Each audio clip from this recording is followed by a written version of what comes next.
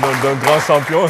On va terminer là, juste cette première partie avec Mame Fatou Sy, qui aujourd'hui nous amène une chronique qui parle d'allaitement maternel, je pense.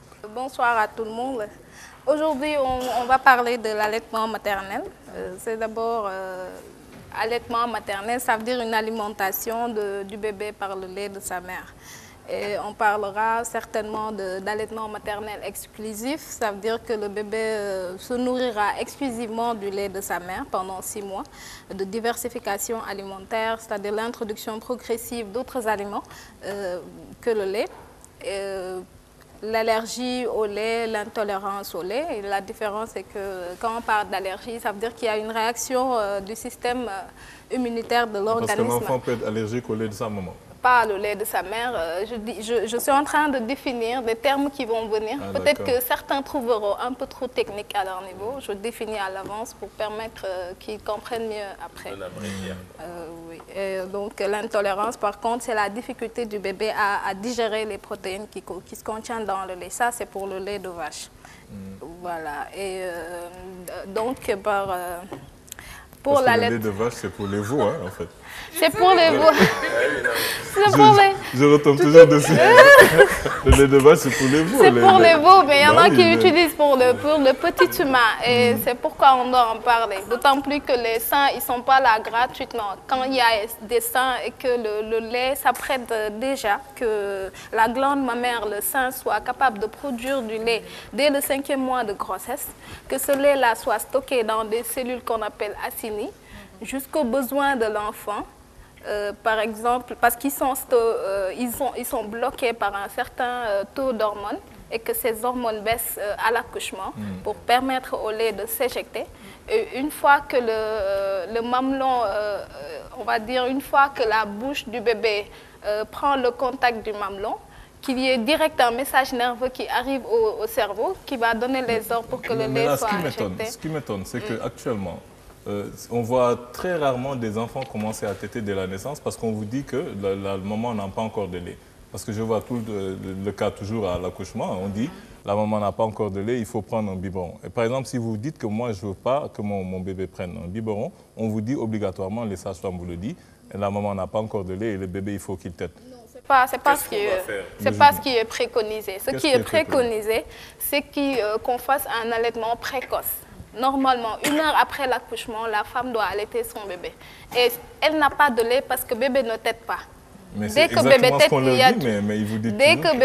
il y a du lait. Et il y a d'autant plus de lait que bébé va continuer à téter. Ça dépendra de la fréquence des tétés et de la durée également, de la ration qu'il va prendre. Donc il faut téter le plus longtemps possible et très précocement.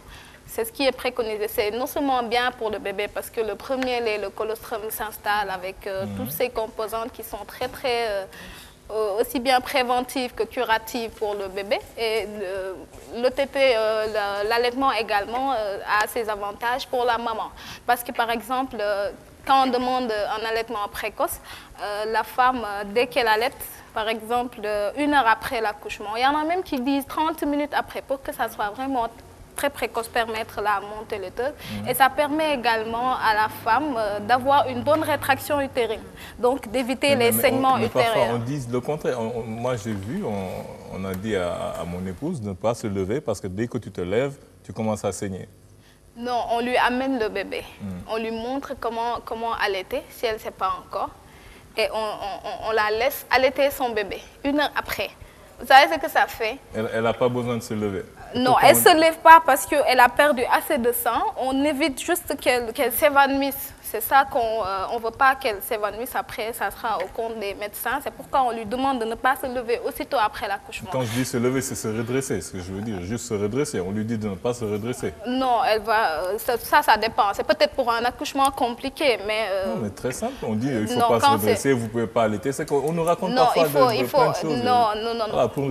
Tu sais déjà, quand elle allait précocement, ça permet une bonne rétraction de l'utérus. Normalement, après l'accouchement, on injecte de l'ocytocine pour permettre à l'utérus de se rétrécir immédiatement après pour éviter les hémorragies du postpartum. Ce sont des saignements ultérieurs à la grossesse. Et quand on doit injecter des produits extrinsèque pour permettre à la femme d'avoir une bonne rétraction, alors que le bon Dieu a fait ce lait-là juste pour que, franchement, on doit l'utiliser. Je ne sais pas qui va dire il ne faut pas allaiter tout de suite, mais en tout cas, c'est l'allaitement précoce qui est préconisé. Et vous dites jusqu'à 6 mois, tu dis que jusqu'à 6 mois, ce n'est pas la peine que l'enfant mange autre chose.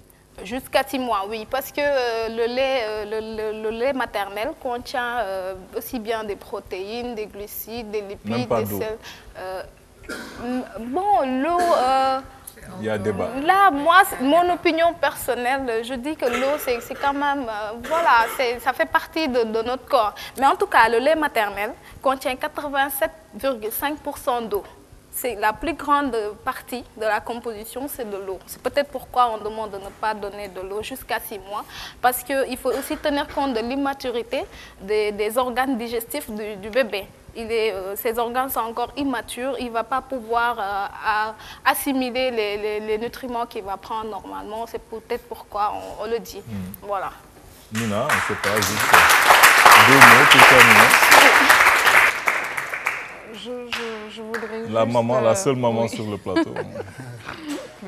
Qui n'a pas allaité depuis 8 ans, mais je sais que pour un peu abonder dans le même sens que Mme Fatou, c'est que souvent les femmes ont tendance aujourd'hui à reléguer au second plan l'allaitement maternel et à privilégier l'allaitement artificiel.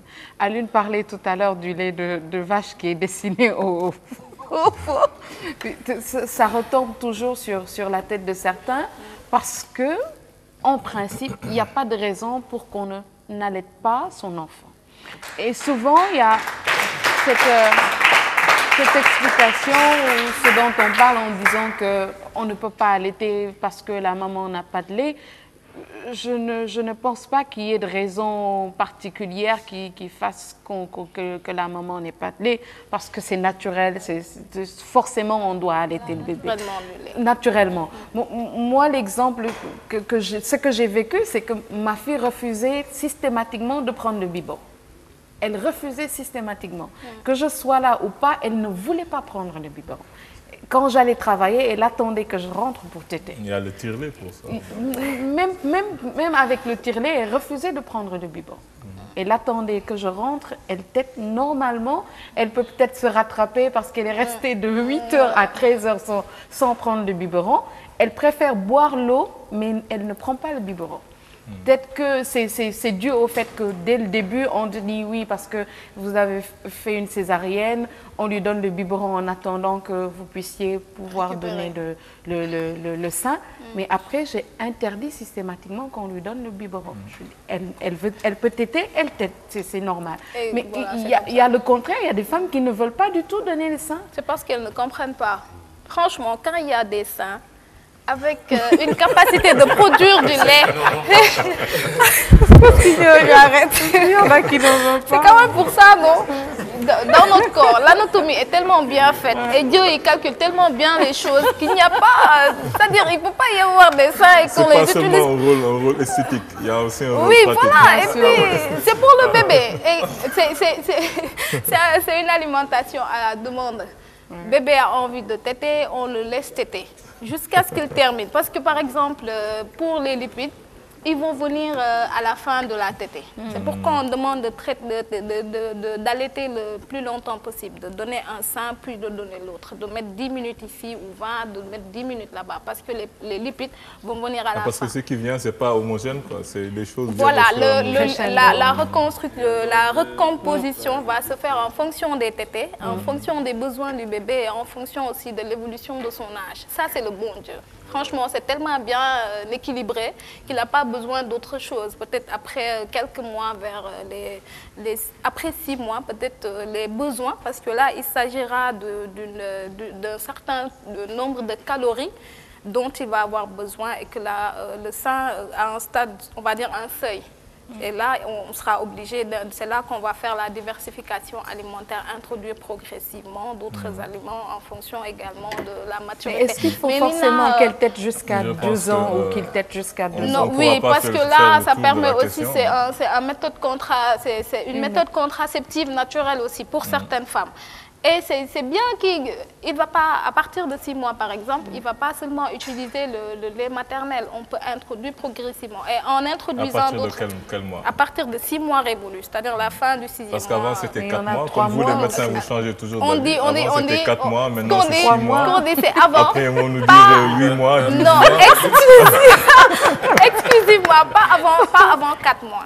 Mais pour faire juste, on va jusqu'à 6 mois. Et puis ça ne coûte rien à la maman d'allaiter, excusez-moi. Nina, par rapport à ton bébé, par exemple, le biberon, ça dépend de ce qu'il contient. Quand tu vas au boulot le matin, tu peux traire le lait, mettre avec le thé. Voilà, et puis après, quand elle aura envie, on réchauffe pas au four micro-ondes parce que ça risque de tuer les agents anti-infectieux, ce qui est censé protéger le bébé. On chauffe juste de l'eau et on passe. On fait un bain-marie pour juste ça, et ça va faire le coup. C'est retenu pour le prochain. On ne va pas faire le coup, mais bon, on va se contenter de ça. Nous vous remercions vraiment d'être passé sur ce plateau. Nous vous remercions de votre